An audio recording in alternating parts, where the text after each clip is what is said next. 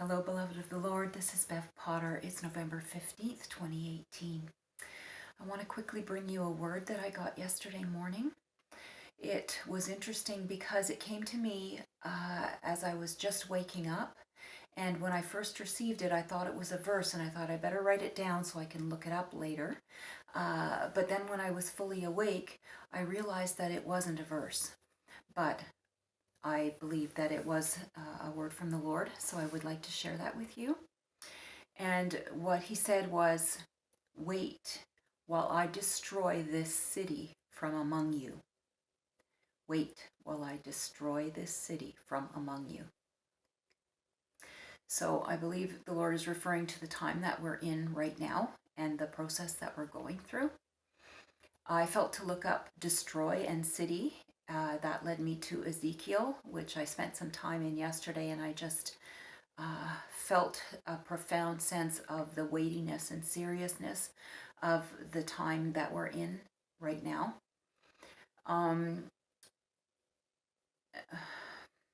But I don't want to talk about Ezekiel right now because I feel the Lord redirected me last night through my husband. So last night, my husband was praying and he got the word submit. And so he said to the Lord, "What do you want me to submit to?" And the Lord said, "Not you, Bev." And so he shared that with me, and I didn't really understand because I tried to do what my husband asks me to do and stuff, but I prayed about it, and in this morning I got the understanding about that. And it has more to do with me speaking. And because, okay, so I'm going to share what Rob got on November 11th that I didn't share in the previous video. The Lord said to him, "Today you become a king." And because this relates to that. So for me, Rob had been starting to function in that authority in our home earlier. I did some videos on that. And then it was almost like he lay his scepter down, and he was going through things, and so I kind of reverted back into some old habits, and yeah, yes. So basically, what the Lord was saying to me, and He's reestablishing my husband in his position. That for me, like, I'm not to argue with him. It doesn't matter what he says. I'm not to argue. I'm not to backtalk or correct.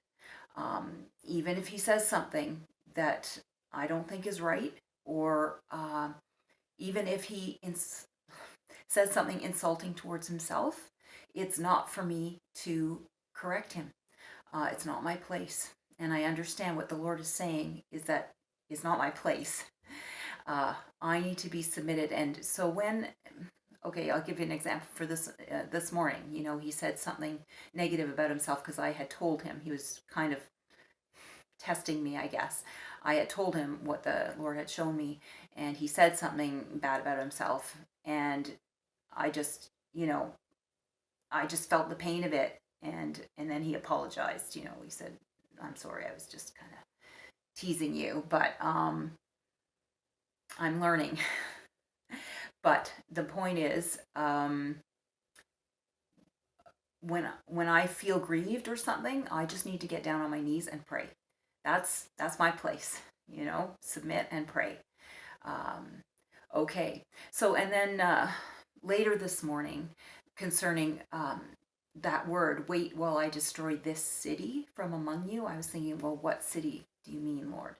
And later in the morning, I got Babylon, the city of rebellion. Babylon was a city of rebellion against God, and the exaltation of man above God. All right, so I'm just going to read through my notes here. So we must come into alignment with God's system of authority. We need to submit to his kings who will rule with an iron scepter. And I must be submitted to the authority over me in order to function in the authority given to me. Okay, so I can't do my job unless I am in that submitted place. This is also a message to kings. If you are a king, you must pick up your scepter and walk in the authority given to you. This is extremely important because the authority is given for the protection of those under your authority.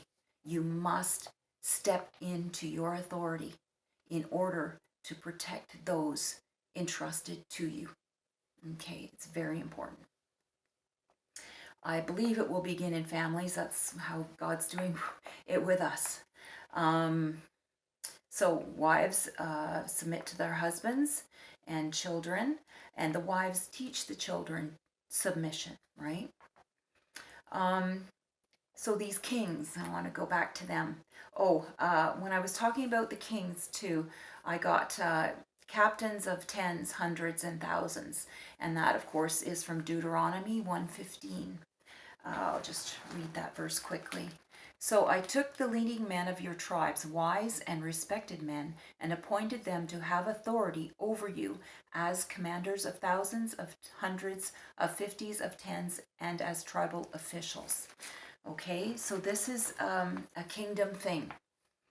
It's God's divine government, and He establishes this for our safety, okay? For our blessing, our covering, our safety. So it's to our benefit to be in submission to these kings, and it's to our benefit for these kings to step into their authority. Very, very important, both ways. Okay. These kings have been established by God. They've been anointed and prepared by God, by love, right? God is love. All right, and the heart of the king is in the hand of the Lord, all right? So we can trust God with these kings, and we can lift them up and pray for them and know that God is working in them, all right, for our good. And that is, of course, what I just said there. The heart of the king is in the hand of the Lord is from Proverbs 21:1. All right, so wives and children submit, husbands love. Okay. In that place of submission, a wife or children can come to the king and share a word of wisdom. Just submit it to him. And if he discerns the anointing of the Lord on that word, then he will bring himself into submission to that word, to the Lord. So wives submit to your husbands, some husbands submit to your wives. That's how that works, okay? But wives have to be in that place of submission in order to submit something to their husbands. All right. All right. So this morning I asked for permission to share, and I was given permission, and I did share basically about that, the importance of him taking up his authority for our protection, but not only ours, all that he has given authority over. All right. So that did lead me to Deuteronomy. If you would like to read Deuteronomy 1, it's wonderful. But I think I'm just going to stick to the section here on that appointment of the leaders. Following that, once the leadership and the government was established, then the Lord led them to take the land, take possession of the promised land. Now, Israel rebelled, but we will not rebel this time. This time, we have the Lord with us and working in us to will and to do of his good pleasure. But I believe that's the order of things, that God is going to establish his order in us, in our homes, and in his kingdom. And then the land will be possessed. So I guess this was a message on submission and authority. And I just pray that you would take what I've shared and to the Lord and ask Him for, ask Him for His feedback on that, and His confirmation or whatever. All right, so thank you for letting me share. God bless you all. Love you. Talk to you soon.